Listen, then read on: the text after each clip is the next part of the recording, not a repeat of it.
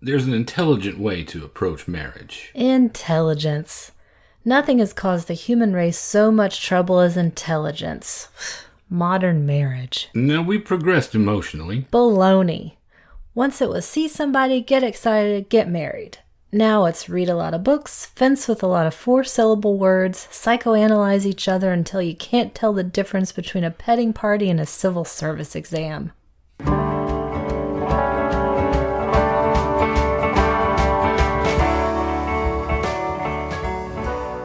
Welcome to the Magic Lantern Podcast, an ongoing informal discussion of the films we love and the things we love about them. I am Erica Long. And I am Cole Rolane. Each episode of the Magic Lantern will be devoted to one film that we alternately select, and we will discuss why it is significant to us. We are at episode number 56 this time around, and that is Erica's choice. So what you got there, Hotshot? Well, I've had a cold this week, and so it's confined me to the house, and I've been spying on my neighbors. Therefore, I chose Rear Window from 1954, directed by Alfred Hitchcock, with James Stewart, Grace Kelly, Thelma Ritter, Raymond Burr, and Wendell Corey. A professional photographer is laid up with a broken leg, wheelchair-bound in his apartment, and he begins to watch his neighbors and becomes convinced that one of them has committed murder. Okay, we are returning to Hitchcock yet again. That's the only time we've featured a director 3 times now. We did Rebecca because it was your introduction to art film in a theater setting. Psycho because of the huge impact that it made. But did you choose this because this is your favorite? Do you consider this his masterpiece? Because I know Vertigo has come into vogue lately with the Sight and Sound poll and everything as being the acknowledged pinnacle of Hitchcock. Where do you put this one? This definitely falls in my top 2 to 3 rotating Hitchcock favorites. I do prefer it to Vertigo. That's just a personal choice. I completely understand why it has become more of an artistic masterpiece for some people.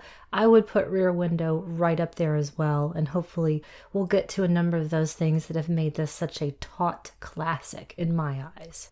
And really part of why I chose this was coming to those dog days of summer when you have too much time on your hands and it's way too hot outside. And that kind of heat inspires me to want to murder. I recently had no AC in my car again, so I was contemplating which of my neighbors I could pick off. I would like to point out for the record, to celebrate the dog days of summer, I chose Bonbon, a triumph of the human spirit, and you chose a film in which a dog gets its neck broken.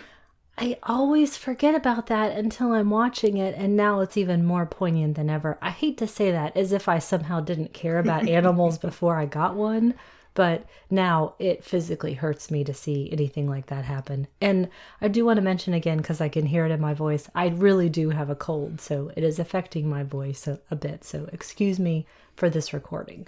Now, if I consider this to be in my very, very top tier Hitchcock, what do you put in your top tier Hitchcock? Number 1 favorite of all time, regardless of how you think of it artistically, Rope.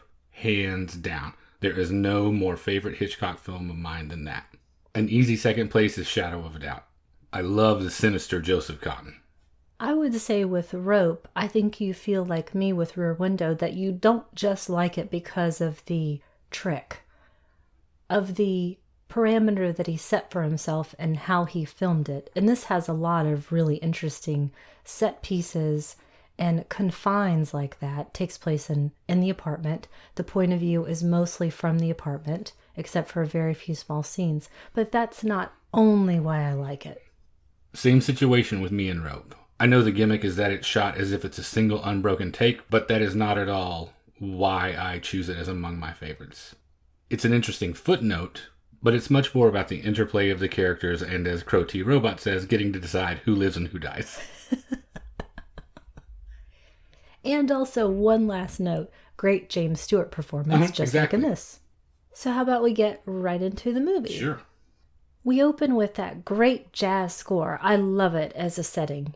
Now, this score by Franz Waxman is a little bit of a misdirect because we only hear it at the opening and ending credits, and then in one piece of a piano score that we see the composer working on, one of Jeff's neighbors. Otherwise, as much as I love that music, the rest of the sound used in the film is all diegetic, meaning that it's all happening naturally, natural sounds occurring. We also immediately have the establishment of our point of view, which is from Jeff's apartment, and we scan through this small world that Hitchcock has created. Quite literally, this was all a built set. Cost a pretty penny in its day as well. It was pretty extravagant at the time. And it's amazing to think about, looking at it, the actors could actually live in some of those apartments, and some of them did during shooting. They basically used it as sort of a crash pad. The lighting rig was just as complicated. It had to make natural daytime and nighttime lighting. So I think right away we have that virtuosity of place and sound and light. The first thing it made me think of is that if this were Clifford Odets, this would be all the things we wouldn't see, that we would only hear in the background. The cry of the fishmonger and the street vendors and kids playing and street noise, all the things that we would only have as aural decoration. This is what we're looking straight into in this case. And now we meet our hero by way of his sweaty brow. This is L.B. Jeffries, Jeff to his friends. He's a professional photographer, clearly likes to take risks in his work. And one of those risks has led to his broken leg, and he's wheelchair bound for the duration until he gets this cast off. And because of the time period, Jeff is also bound to his apartment, so he doesn't have much else to do, or so he thinks, than watch his neighbors. And so let's meet some of them. We've got the struggling composer in one of the apartments. The thing I immediately thought was, are we looking into Rope? And what a neat idea that would have been if somehow we had seen Farley Granger and John Dahl over there. Oh my gosh, what a wonderful idea. Should we remake it? That is perfect, babe. I just got so excited. Remake all of Rear Window just so we can do a little insert of Rope happening across the courtyard? Yes. It couldn't be Rope because this neighborhood is too working class. That's true. One thing to point out about the actor portraying the composer, this is Ross Bagdasarian, also better known as David Seville, who created Alvin and the Chipmunks. We also have a married couple who are sleeping outside because it's so hot. We've got the young dancer whom we come to know as Miss Torso. We've got the lady modern artist, Miss Lonely Hearts, an aging woman living in one of the lower apartments. And Miss Lonely Hearts is played by Judith Evelyn, who is in one of my favorite other examples of marital discord. I almost use this as my recommendation, so I'm going to cheat a little bit. You don't say. And she is in The Tingler. Ah. And then finally we see the henpecked husband, played by Raymond Burr, who was modeled to look like David O. Selznick. I love that detail. That's so crazy. Hitchcock hated Selznick so much. He could carry a grudge and work it out. You are not kidding. And this henpecked husband has a bed-bound wife in the other room. Clearly they have not such a great marriage. So we've established this small world of Jeff's current reality. And to me, everyone is struggling to some degree at something. Two things immediately stand out to me. Struggling, yes, but at creative endeavors. You have a sculptor, a dancer, a composer. And the other thing is, everyone is, to my mind, unnaturally comfortable with how much access they are giving to their neighbors. Is that because we are in an America at this point that hasn't learned to so severely distrust yet? We haven't descended, say, into post-Kennedy assassination cynicism?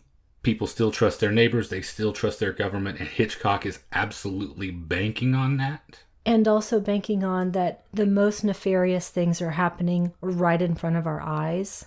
Whether they be the petty day-to-day grievances that we have with each other or those small joys as well. It's also taking place in Greenwich Village, so like you mentioned, it's a lower income, more of an artistic bent, especially at that time. And I, for one, pretty much parade around in front of the windows, doing whatever, and kind of never expect anybody to be looking in, which is stupid on my part. But you don't have them flung wide the same way. I don't. But I also think that, the fence is high enough, even though I can see through into the neighbor's yard and there are cracks in it and the windows aren't blackout curtains, that surely nobody's paying attention to whatever it is I'm doing. And this is America. I'll do whatever I want. My angle is much more, if you look into my house and you see something you don't like, that's your problem. Good plan. If I'm running around Porky Pigging it and you happen to look in and catch a glimpse of that, that's on you, not me. Well, that leads me to a question I have for you. Great. I wonder where this is going to go. So, it's clear from the very beginning that Jeff is becoming increasingly more fixated on the glimpses into these neighbors' lives that he's getting. You think so? And Hitchcock said, sure, he's a snooper, but aren't we all? So my question for you is, are you a snooper? Snooper, I don't think so. But by virtue of being a film fan and looking into people's lives via this screen, via this portal, maybe. I would draw a distinction between snooper and looker. I'll look, yes. Snoop, no. I'm not going to sit and try to parse out what mini dramas might be happening based on what glimpses I see in between nodding in and out of sleep in my wheelchair. But if the Subaru across the way has the windows flung wide open and is doing something that catches my attention, certainly I will stop and look for at least a little while. The thing I was going to ask you about, because I think you're probably generally about the same as I am when it comes to this stuff. What keeps you from going over into Snoop? Well, I guess I'll ask. Snooper, are you more prone to it than I am?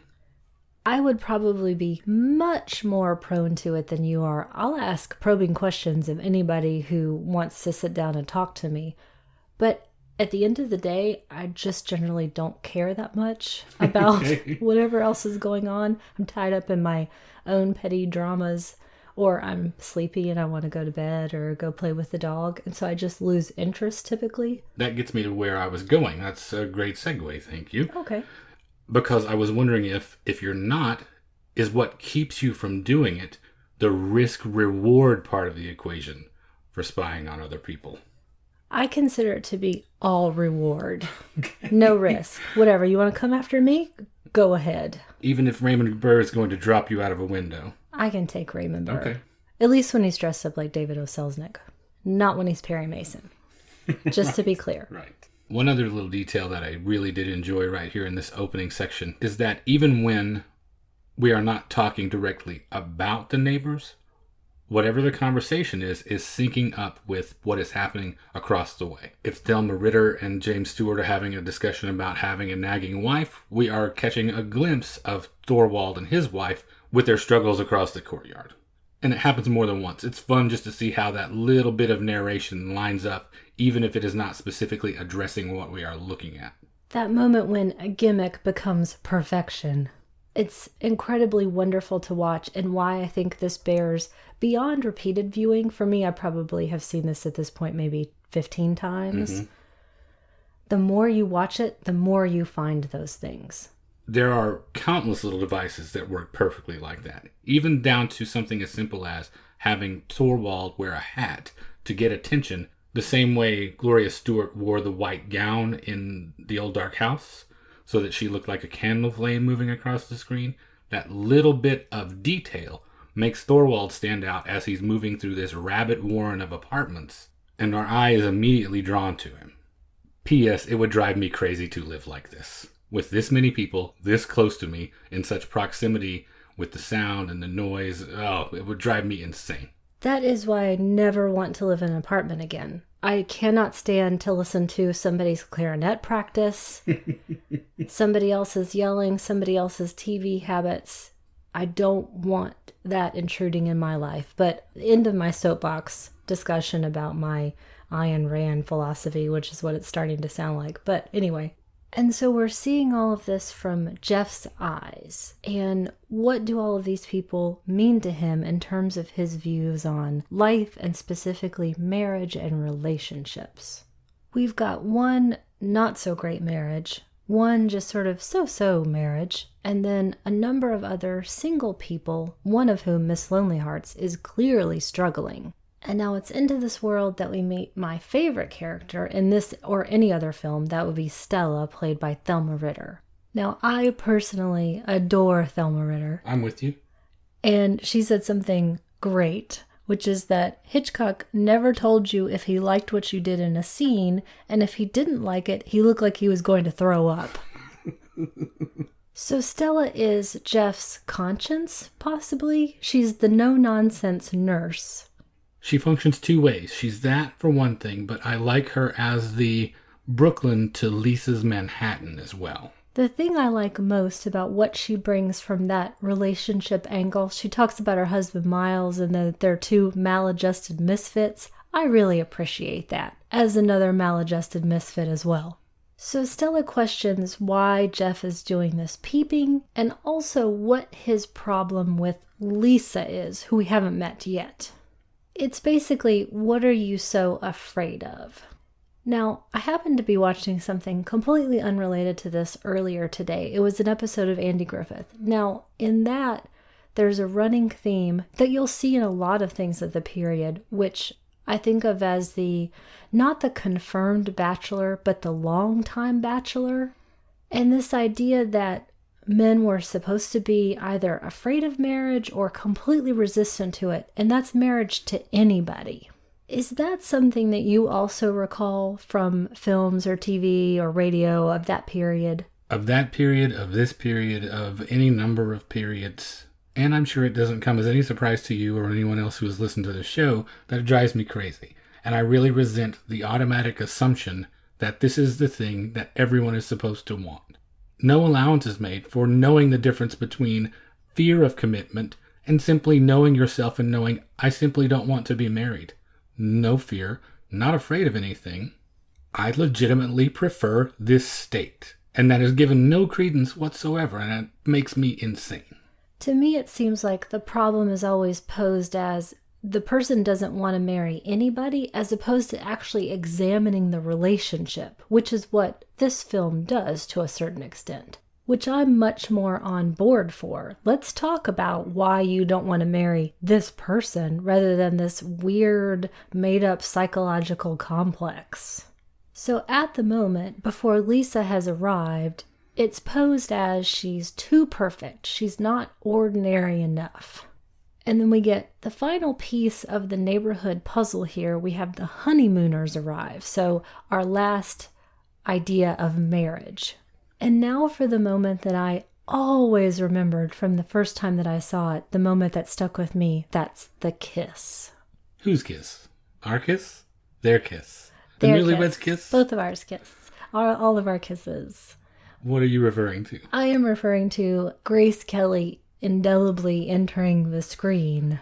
I don't know what you're talking about. Snooze fest. I thought it was very exciting when I first saw it, and I still do. So is this the moment where we get into your grudge against Grace Kelly? I wouldn't say it's a grudge necessarily. Well, maybe so. Maybe so. I hold a grudge against her for having roles that should have gone to other, better actresses. So you're starting a beef with dead Grace Kelly. She started it. She walked into the joint like she's a living magazine cover and starts taking his things and throwing them away. She started this fight. That's a great point. I think of her as the engineer. She immediately starts pointing out things that Jeff could and should change, that she can conveniently help him do. Already with this business. From the very first entrance. There's this faction of people who believe in this men are from Mars, women are from Venus bullshit that feel like it's okay to go into a shared household, a relationship with someone and do stuff like, oh, his old t-shirt is driving me crazy. I hate looking at it. Therefore, I'm throwing it out. And this is across gender lines. I picked that example to mirror the film's example. But if I came in here and decided, I'm sick of looking at this thing that you love, and threw something away from our house, I'm a monster. It comes down to a very simple rule. Is it yours? No, leave it alone. You do not get to decide. And, at least in as much as we are shown, this is her character in a nutshell. The issue with their relationship, and why he rightly is hesitant, is that someone is going to have to make a huge compromise for this to be successful. And even then, I put successful in quotation marks because someone will not be doing what they want. Someone will not be living the life that they would like to have. The kind of oversimplified choice here is either Jeff stays in town and basically becomes Lisa's idea of a successful businessman. Wearing a suit, doesn't travel all the time, is there in one place where she knows him to be. And Jeff's proposal, though I don't really think of it as a proposal, is, well, do you want to go with me? Are you going to travel the world with me? Are you ready for this rough and tumble kind of life? Or really, can't we just have things stay the same? To which her response is essentially, oh, Jeff, stop doing what you love. Well, honestly, I can see both sides of their argument, and that just means that they shouldn't be with each other. Yes, exactly. It's reasonable for one person to say, can we stay with the things as they are? And it's reasonable for another person to say, no, I want them to be differently, regardless of gender. But like you're saying, they're fighting this battle that I don't think is going to be successfully won. But at any rate, Grace Kelly is hot as shit, and I don't know what you're talking about. No. Maybe in the most pristine, boring Barbie doll doesn't know how to use what she's got way. Oh, Cole, can't you just change? Anyway, how about we agree to disagree with that? So we have our little world established. We've met everyone. We continue to get those glimpses into their lives. My favorite moment during this section is as we're scanning through the courtyard and we see Miss Lonely Hearts through the window and we can see her shoulders sag, and I feel that weight on her. I also have a favorite moment in this sequence where we are scanning the neighbors, watching what's going on through the window, because it further reveals what a crud Lisa is. Now I think you're just looking for it. I don't have to look for it when it's laid out right there on the table. This sequence with Miss Torso where she's throwing a cocktail party and juggling wolves, as they put it. She has these suitors of various ages all competing for her attention. And Lisa, in her put-upon way, tells him he has no idea what a struggle it is to be that socialite, to be that person. False dichotomy is your logic error here. Guess what? You can opt out of that lifestyle. You do not have to engage. You do not have to choose this as an option. You do not have to run this gauntlet constantly. You can be something else. It's clear she does not want to be, and she wants to make herself a martyr because of it right here. Now, this last moment before we get into what I think of as the end of Act 1 is the pivotal sound moment for us. We hear a glass breaking and a noise that sounds like don't. And so Jeff registers it, but he doesn't necessarily think anything terrible has happened. And it made me think about all of those moments where we maybe don't connect something we see or hear to what has happened. Interesting that you mentioned things being slightly disconnected there, because I also really love how often in this opening section, Thorwald and his wife are shot in separate rooms. There is a physical barrier between them, in addition to the obvious marital strife. When you see him making these preparations, you see him on the phone, you see him looking furtively out the window, and since we know what's coming, what do you think his secret is? What do you think he does this for? What's the motivation? Is it an affair? Is it a scam that she might get wind of? Is it that she's just such a millstone? Is there an inheritance? What do you think he goes to this extreme to gain? To answer that question, that also makes me think of another one of these older tropes of the invalid, which is something I don't think of much of these days. You don't have a person living in your home who constantly has the vapors, whatever those vapors were, whether she actually had some sort of a nervous disorder or severe arthritis or TB or who even knows. But it's a person who is bedbound that begins to become, rather than an actual medical martyr, a burden. Especially if she's a hypochondriac? Absolutely. Especially if this is not legitimate? Yes, when the idea of what the actual medical illness, if there ever was one, heart trouble or these vague nerves, it's always used to an end of a person who is exploiting this for their own gain. And then when they become embittered, or they were already a nag to begin with, you've got burden plus heat equals murder. And it's not as though he's one of these Park Avenue sophisticates that we think are constantly hounding Lisa. He's a neighborhood guy. If there's an affair happening, it's probably an affair of convenience. And there's probably no money really anywhere to speak of. So it's like the wolf gnawing away his own arm to get out of the chain.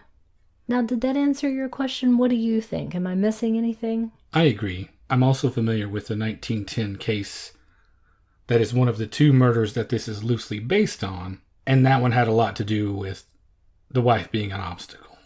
You are between me and my mistress, but I guess it boils down to that's generally the case no matter what. You are between me and something I want. Whether that's a relative amount of freedom, whether that's another woman, whether that's a pile of money. In every case, you are the thing that must be overcome for me to be happy again. And Thorwald did have the woman pretend to be his wife, so obviously he's in cahoots with some female. And there was at least one moment before where his wife, still living at the time, had discovered him acting furtively on the phone. So potentially he was calling someone he didn't want his wife to hear, and I would first think woman. Now, do you have anything else to add into this act before we never see this wife again? More about Lisa. Oh, here we go. She and Jeff are having this conversation before this pivotal bit of sound that you mentioned takes place. And he's trying to explain to her what his life is like, the life he would like to lead, and how difficult and decidedly unglamorous it is. And she thinks she gets it. And we've had people say that to us, for instance, that came on tour with us for just a stretch. They think they know what it's going to be like, and we try to tell them, no set schedule, you might be sleeping on floors, you might be sleeping in cars. Prepare to forego every comfort. Oh, sure, no problem. And only when we are sleeping in the third basement in a row or outside when it's 110 degrees in Phoenix, Arizona, do they realize that they're that person that needs 8 hours of quiet sleep with their little pillowy mask on, and they never should have come. This is her right now. I've seen it plenty. And the thing that just is a dead giveaway is that thing she says right here. You don't think either one of us could ever change? Do you legitimately think she's talking about herself at that point? Do you sincerely believe she means her? Or is she saying, don't you think you could ever change to be the thing I want you to be? I'll answer that for you.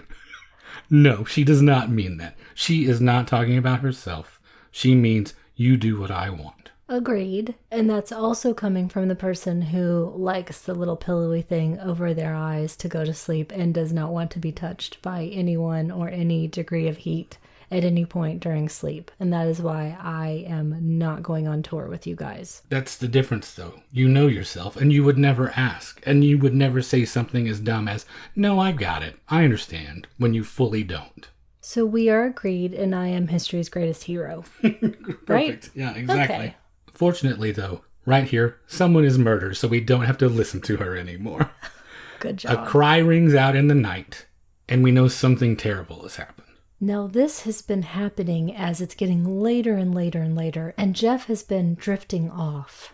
Now, it's fully the middle of the night at this point, and a storm starts. And we see our married couple who have been sleeping out on the fire escape on their mattress. They've got to quickly drag that mattress in while it starts raining. This is one of my favorite little bits. Your favorite bits because of the comedy, because of what it represents, or because of the bit of contradictory direction he gave them?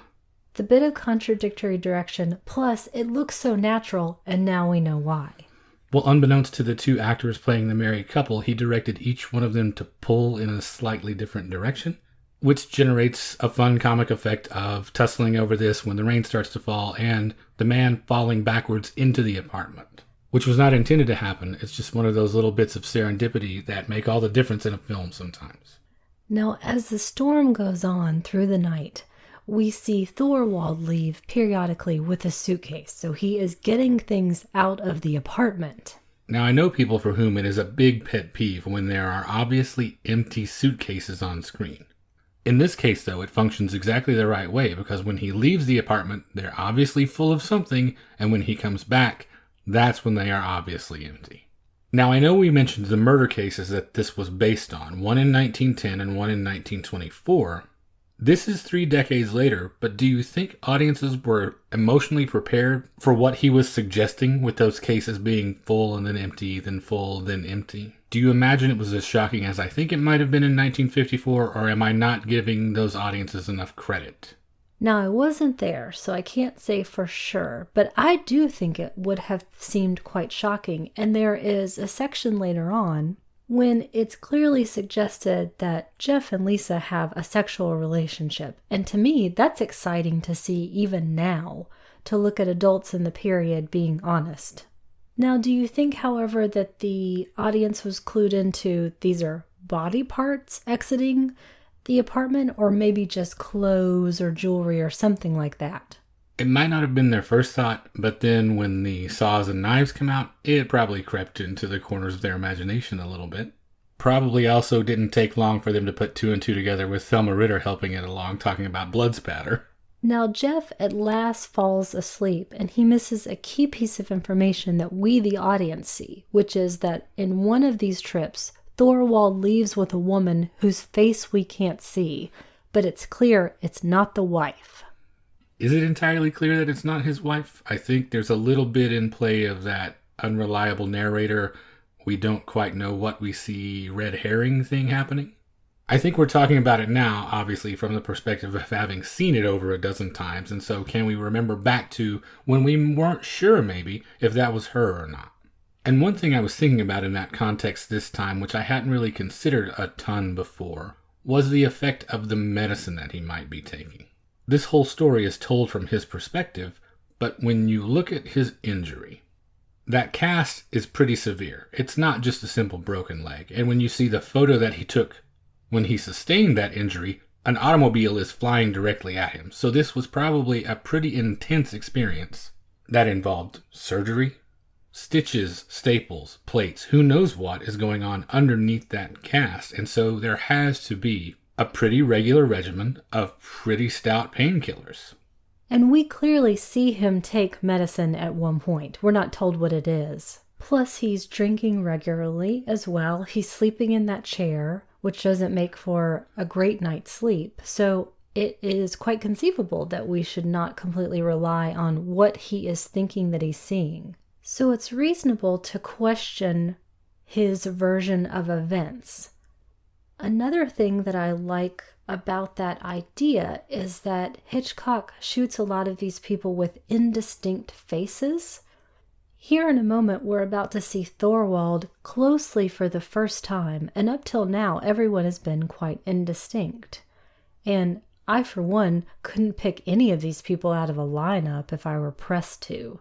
That's interesting. I don't want to skip over that, but before we get to what you just said, I just wanted to plant that seed that it might be possible that he might not have all the information, and it wouldn't be a huge stretch for his police friends to think exactly that. Now, that whole thing about faces being blurry and indistinct, how many of our literal neighbors would you recognize if you saw them in a lineup right now?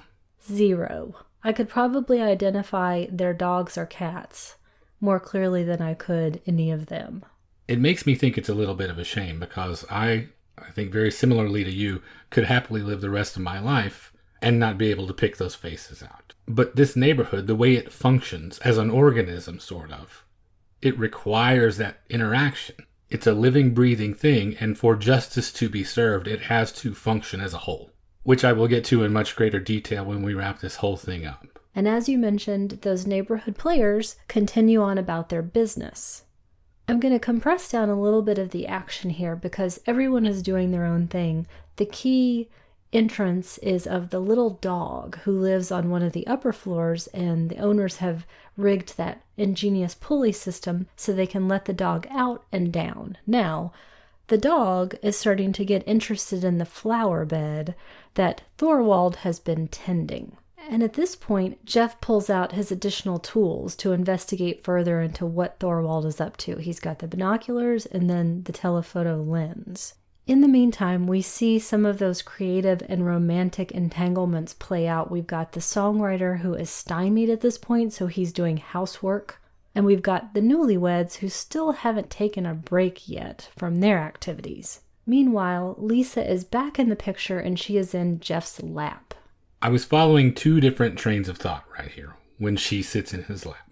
I was thinking specifically about his sexuality. And I know you mentioned that it is implied that there are things going on.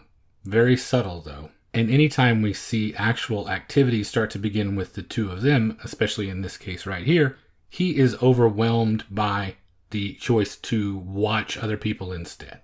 The availability of sex, even though it's lame-o Grace Kelly sex, is literally sitting in his lap, and yet, instead he chooses to, essentially, second train of thought, turn on the television.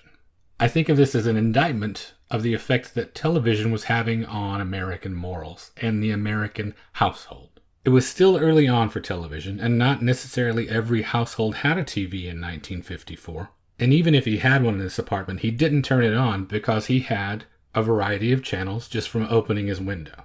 He essentially invented reality television, or soap operas, because that's what's going on. Melodrama and soap opera is what is happening across the way. In a variety of homes, you just move from one to the next to the next. Or maybe I'm reading too much into it, and that's just his kink. Maybe he's a voyeur by way of the films he made, and in explicit statements, Hitchcock made no bones about the fact that people like to watch. At this point, if you go by Hitchcock's filmography and the things he had to say about it in interviews, this peeking, this voyeurism is so pervasive as to be vanilla. I wouldn't even say it's a kink anymore in his particular worldview. Everyone does this. And the movies, and especially now lurid reality television, seem to confirm that it is about as mainstream a behavior as you can engage in. At any rate, she is clearly not getting what she wants, and she's upset by it. Her issue is she's spoiled, and she's used to getting everything she wants. He represents, especially with his attention being drawn away from her not getting her way. Or maybe I'm not being sensitive enough to his condition, because you can't exactly get a lot going on underneath a full lower body cast. Speak for yourself. So, if her issue is that she's spoiled, what's his issue? All of this discussion about sexuality and how that's all playing out in these relationships that we see throughout the neighborhood, it makes me think of impotence, or at least the fear of impotence. Jeff is watching all of these peccadillos play out. We've got the newlyweds as we see those sort of boing moments where the wife is obviously sucking the husband dry and then discarding him at the end. She turns into a nag at the end. He clearly wants to keep banging Lisa with no other commitment, and that's fine, no problem. We've got that songwriter who can't quite make it happen in his professional life, so we see it playing out with him doing this sort of women's work, housework. We've got the single women in various ages playing out their specific roles. We, of course, have Thorwald, the henpecked husband, and now the possibly dead, mutilated, chopped up wife. And he, meanwhile, has this armor around him. Jeff does. He's got this cast. He can't do anything during this period. And he is hearing Lisa tell him that she's going to take away his power. That is, if she has her way, ultimately. Where's Barbara Bel Geddes in Vertigo when you need her? She would straighten all of this out, and then everything would be fine if he would just see what's wonderful about her instead. Well, he doesn't have Barbara Bel Geddes for a distraction. He just has this neighborhood murder. You know what's never good? Drunk. It's true. Jeff is trying to puzzle through what he thinks maybe has happened while Lisa is trying to poke holes in this theory. And then we see Thorwald with some rope and a trunk. Therefore, nope. That makes Lisa really turn the corner and get on Jeff's side. Too little too late, sister.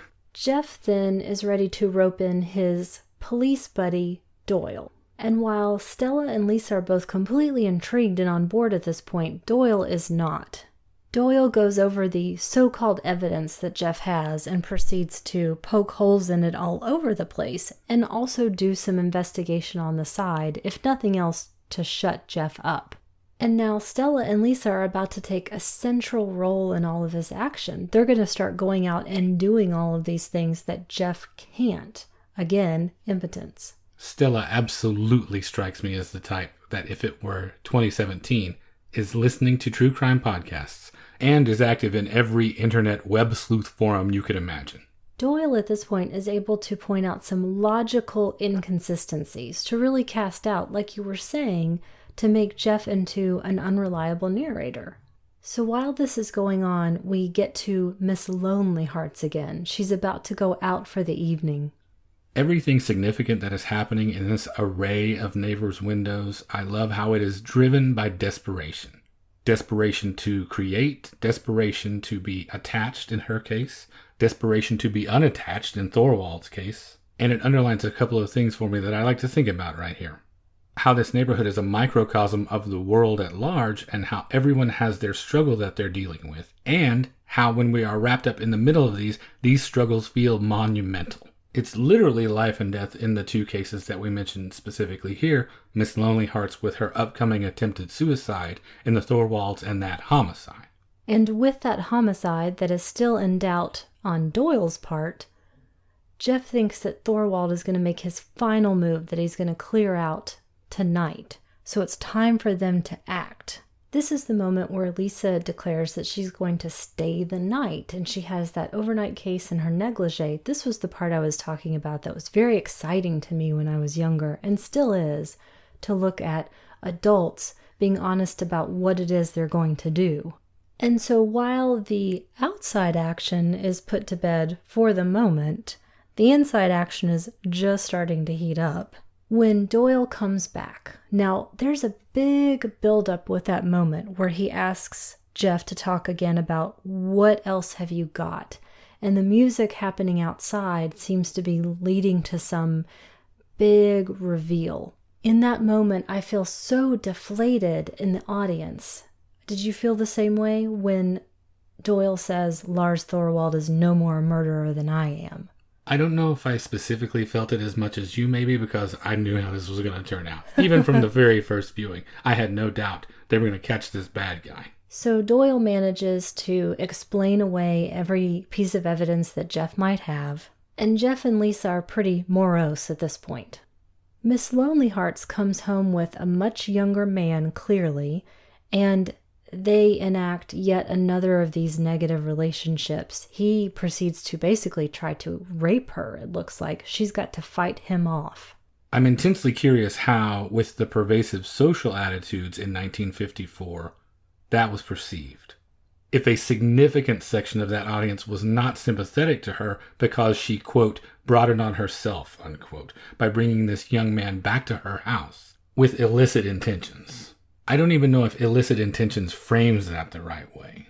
And would the audience even allow Miss Lonely Hearts to have an illicit intention? Would it be okay for the man, not okay for the woman? And I don't know the answer to that. And that's the moment, though, that makes Jeff and Lisa finally turn away a bit. Shame is what they feel, do you think, right there? They've looked too long and seen something too personal. Murder is not personal enough. People cavorting in their underwear is not personal enough. Loneliness is a thing that is so full of degradation that they can't bear to look at it anymore? Yes, I think pity even more than shame. And when they finally pull that shade down again, they make the mistake that I always make, which is that they've looked away too quickly. And this is when a major incident happens. That little dog, who's been investigating the whole time, has been killed. This moment I love because we actually see everyone's face up close, Miss Lonely Hearts and Miss Torso, whom we haven't really seen distinctly before. Sharp close-ups of them. We notice that everyone has come out to look except for one person. And the only thing we see is Lars Thorwald's burning cigarette in the dark. And now as we go into our final act, we've got the three conspirators, Jeff and Stella and Lisa, musing over how one, Thorwald might have gotten rid of his wife's body, and what investigation and evidence they might be able to find on their own without getting Doyle involved. And before we get into how that action plays out, I wanted to point out something that I haven't gotten around to yet, which is costume design. This work is by the great Edith Head, whom Hitchcock worked with on a number of occasions, and I think it's really interesting to go back in this repeated viewing setting and look at how the different colors tend to mirror what's happening, and look at how she uses a color palette to link characters to each other. In the previous section, we had Lisa in green, and then we also saw Miss Lonely Hearts having a different shade of green as well. And now, in this final bit, we've got Lisa in a dress with some hints of orange and beige and brown, and that's mirrored in Stella's dress as well. So if we have Lisa aligned with Miss Lonely Hearts first, and then with Stella, what does that signify? Is that a change in the overall situation of the story? Has Lisa moved from one place to another? Because with the green, for instance, her green and Miss Lonely Heart's green are obviously very different. With Lisa, that green is money. With Miss Lonely Hearts, that green is likely envy and jealousy of what everyone has that she doesn't have. It could be symbolic of rebirth for the two of them. How do you read the shift from one to another? I hadn't thought about it in the way that you just specified, and I think that's really interesting. I was thinking of it a bit more in terms of Miss Lonely Hearts is reflecting that sense of romantic disentanglement that Lisa's going through in that moment when they're still sparring over the issue of being together. And so Miss Lonely Hearts is playing that out writ large. And I had forgotten about one moment until you just said that, way back towards the beginning when Lisa comes in the black and white dress. We also have Miss Torso in the black dress as well. So it's that sort of party girl socialite. And then into romantic situation in jeopardy. And then towards the end, Jeff's two women who are playing out this investigation in a way that he can't. And then one last note that I have here that has nothing to do with color, but which I find totally fascinating, is that when you look at all of Stella's dresses, it seems completely possible that they were all made from the same pattern, which I think is so fun and seems like it would be completely realistic for that character. And now back to this plan that they're putting together. The idea is to get Thorwald out of the apartment so that Stella and Lisa can first try to investigate what may have happened in the flower bed, what that little dog may have found that got him killed. And it moves pretty quickly from here. Lisa takes it upon herself to get into Thorwald's apartment with a little flourish of daring do here. She's able to climb over the fire escape, in through the small balcony, in through the window, which frightens Jeff at the same time as it makes him pretty excited as well. And Stella has come back into Jeff's apartment to relay what Lisa's plan is. Ring the apartment if you see Thorwald coming. In the meantime, she's going to try to find any kind of evidence that she can. Lisa makes a discovery by way of no discovery. She can't find anything. At this crucial moment, Thorwald comes back. And in the meantime, we've already mentioned this a bit, but Stella has noticed that Miss Lonely Hearts is attempting suicide. She's laid out some pills. She's writing a note. These things are happening at the same time as Thorwald discovers Lisa because there's nowhere to go in that tiny apartment. The huge moment for us as the audience and for Jeff as he's watching impotently in that apartment is Lisa points out she has found the wedding ring and she's slipped it on her own finger and is gesturing to it. Nice little bit of an aside of, hey, when are you going to marry me? So the only option that Stella and Jeff have is to call the cops, get Lisa out of there, also at the same time try to save Miss Lonely Hearts. This is all happening as the music is reaching a crucial moment in the songwriter's apartment.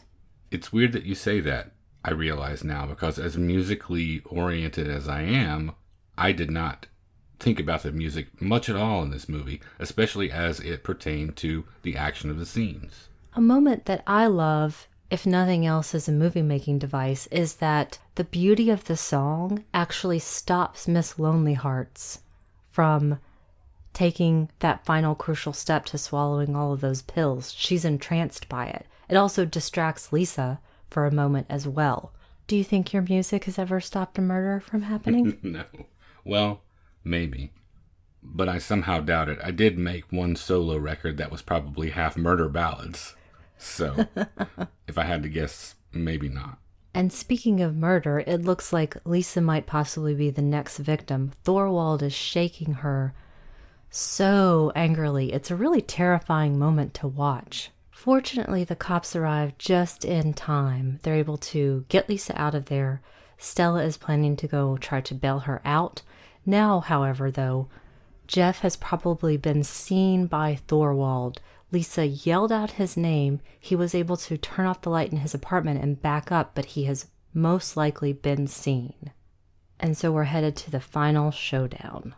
This is the moment of ultimate terror in the film for me, when Jeff looks back across the way and sees that empty apartment now.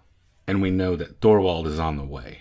I would love to see, or even do myself, a shot-by-shot, side-by-side breakdown of this showdown with the scene in the hotel from No Country for Old Men. It has all these neat parallels, the light going out in the hallway, the footsteps, the unconventional weapon being the flashbulbs versus the compressed air canister. The thing I love most about this scene, though, is the thing that sets it apart. The discussion. Thorwald asks him a great question. What do you want from me? Hitchcock talked about this moment as well, when we, the audience, possibly realize Jeff is kind of a jerk here. What? Kind of, if you're really stretching the definition, I guess. Did you feel that way about it? I never thought of it before I was reading more about this. I never thought really of Thorwald as being kind of the underdog. He is the person who has been done wrong, if you want to see it in one light. His wife doesn't give him a good time of it. She serves no purpose. He got her out of the way in order to try to have possibly a happier life. Possibly even the world is better off. He was simply trying to create his own private murder. He wasn't hurting anyone else in the street, and Jeff's now trying to ruin the whole deal. Well, that busybody is going to get his because Thorwald is going to drop him out of the window. Do you think as he's hanging from this ledge, screaming for the police, hanging on for dear life, that he thought, man, I was a jerk. I should have just stayed out of this. Do you think he regretted getting involved in this right then? I don't know that in that moment where he has that wonderful James Stewart grimace, whimper, that he does so well. Harrison Ford is another person who does it so well. I don't think he's thinking about justice in that moment. I don't think he's thinking that Mrs. Thorwald can rest in peace now because I have saved the neighborhood. Maybe, maybe not. I say that because I feel like there are two contradictory ideas in play as far as dispensing justice throughout this film. And now that I think about the way you phrased it as him creating a murder, one of the things I was thinking the whole time was about how the neighborhood would have done something even if Jeff had not. Because when you look at the neighborhood as an organism, it's very homogeneous. It is creation where Thorwald is about destruction. So they would have found a way to push that out. So I think the neighborhood as an entity would have solved this with Jeff or without Jeff as one of its agents. But the way they do it, the way you would have had to go about it, is the most intriguing part of the whole thing for me.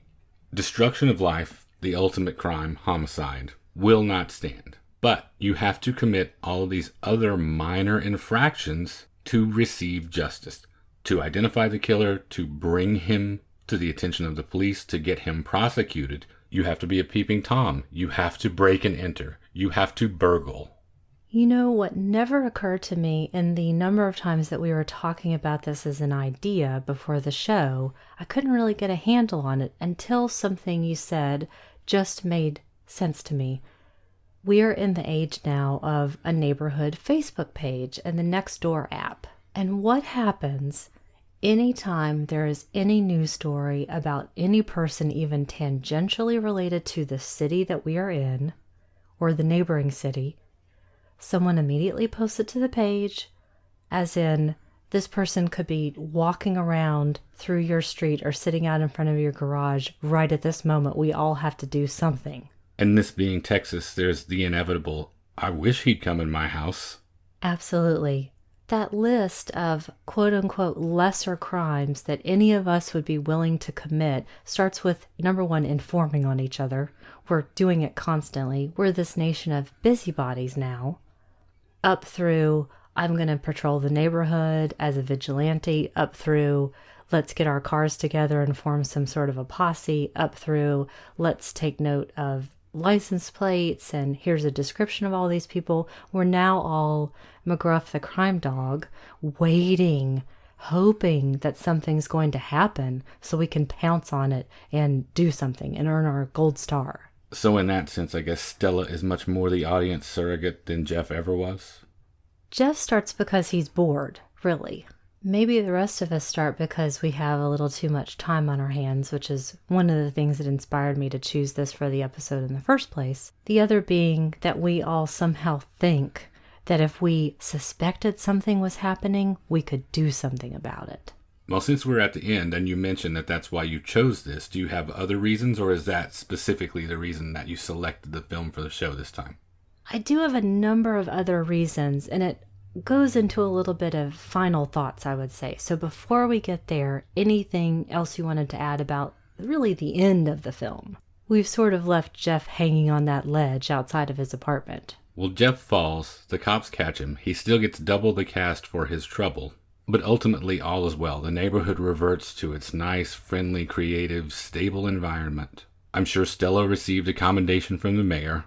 The newlyweds have now become the Bickersons. There's a new pup in town. Miss Lonely Hearts is now in white, and she's being wooed a little bit by the songwriter. And Lisa is feasting on the carcass of Jeff. Reading books about high adventure and dig those crazy dungarees. Applesauce. That's Is that what I you say? Banana oil? She's not one of us plebes now? No, she's absolutely not. And if just from her climbing around on one fire escape and stealing a wedding ring changes his mind, makes him see it a whole different way, he's dumber than I thought. Speaking of hopefully not being dumber than I thought you would be, I wanted to jump in here with one of the reasons why I chose this. This is just for you. I used Stella's speech, the part that we did for the playlet, and one of the first things I ever wrote to you when I was trying to convince you to wise up and fall in love with me. Did it work? Maybe more than anything that you ever said otherwise. Of course it worked. If you had sent me your schedule that day, that was lunch at the Four Seasons and then meeting with magazine editors and then a photo shoot, no. Kick to the curb. I would have actually said, hey, can we just keep doing it? But would we be sitting here doing this awesome show? No way. So I am going to make my case for everybody to watch this either for the first time or for the 50th time.